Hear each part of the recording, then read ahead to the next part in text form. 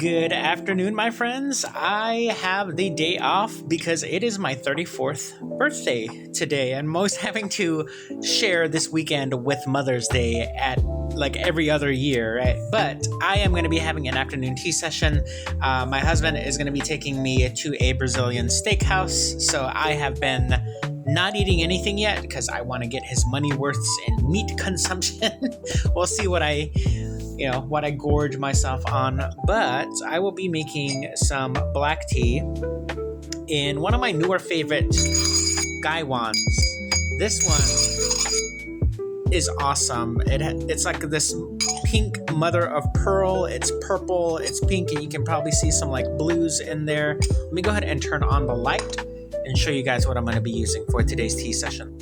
So here are my cups for today. This is a moon cup that I got that has a special crackle glaze on the inside. You can see how the tea has slowly started seasoning the cracks in the glaze. Now that is a desired effect of most people that consume tea with our teaware, just to show our dedication to how much tea we consume on a daily basis. And it, kind of becomes its own, artistic flair in the end process. So still waiting for these cracks up here to develop that seasoning. But here is, again, that gaiwan. It's like a tomato pink, but you can see, okay, there's that purple, like captured in just the right light. You can see the blues, you can see the purples, you can see the pinks. This just really caught my eye, and I'm like, I want one of those. I had to have one of them, and I am very, very happy. I am going to be enjoying my favorite black tea, and I continually restock on this, and I'm going to be doing so until they run out. Last time I got this bag, I was asking them, I'm like, can you check your inventory to see how much you guys have left? So they still had quite a bit in stock. I was almost going to get 2 bags, which would have been 100 grams worth of tea. But there were some other teas I wanted to restock up on as well, and those are on their way. There's a really good yellow tea that I got a while ago from Tea Lira, and I did post a video with it a while ago as well. It's they call it like cloud yellow tea. And the main reason why they call it that is because it's so fluffy and it's so soft. When you hold the tea leaves before they get submerged in the water, they are really, really nice and fluffy. It's kind of like a cotton candy sensation you get. And the water is just finished. With this tea, I particularly like aged teas. Now, this isn't an aged tea, but the flavor and the sensation you get with this one, it's similar to aged teas. Gotta clean out my filter from last night's session. But black tea, I don't know. I go through my tea consumption in phases. I've been consuming a lot of black tea lately, and with it being the spring season, it is green tea season as well, but I'm more of a yellow tea consumer than green teas. Green teas, as they say in Chinese medicine, are cooler because it's thought of, like how you have raw foods and cooked foods. Raw foods have more cold energy in them, and so green tea, still being green and fresh, right?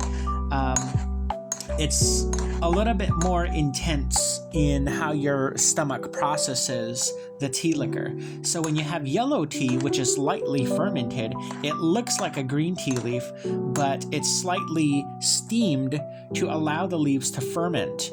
And with that process, the steaming process, after they heat up the leaves to quickly dry them, they then reintroduce them to steam to kind of lightly cook them. Because of that, they say that yellow tea is actually a lot easier on the stomach because it's cooked tea leaves. Here is that yole. And you get a very how can I describe dates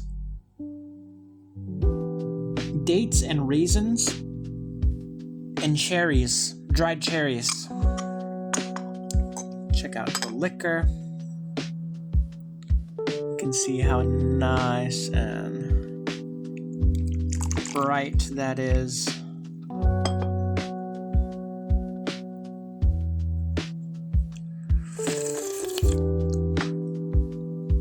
You get very dried oak wood.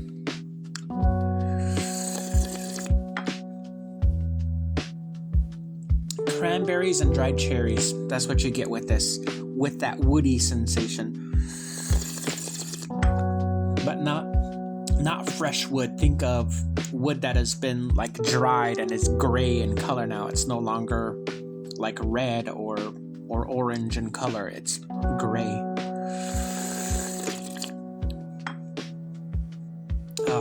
I think I'm gonna let this steep a little bit longer, get a little bit stronger. Typically, I would have rinsed, if it were a regular black tea, I would have rinsed that first infusion and would not have consumed that. But because I love this tea so much and it's such a good quality tea,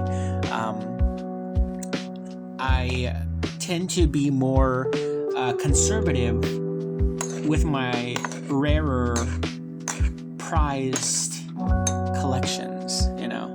So even though they say, oh, you're supposed to rinse your tea leaves, and because the first infusion is always weaker, you don't always necessarily have to follow that rule. I don't rinse my more prized teas because I don't want to waste any of the experience. There we go. That looks a lot darker. And this is a gaiwan that was created by the Baiding Studio from China. This is the 6th gaiwan that I have purchased from those artists, from those masters. And honestly, if you're looking to get a gaiwan for yourself, the thinner you get, the more control you're going to have in pouring. But you have to be an experienced gaiwan user in order to feel comfortable using this, because look how thin that rim is. It's the same thin bisque throughout the whole entire piece. So even the lid, a little bit thicker, but the thickness of the wall is consistent throughout the whole entire gaiwan. So, but because of that, the rim is perfect. I'm not burning myself, and you get a really nice controlled pour. Cheers!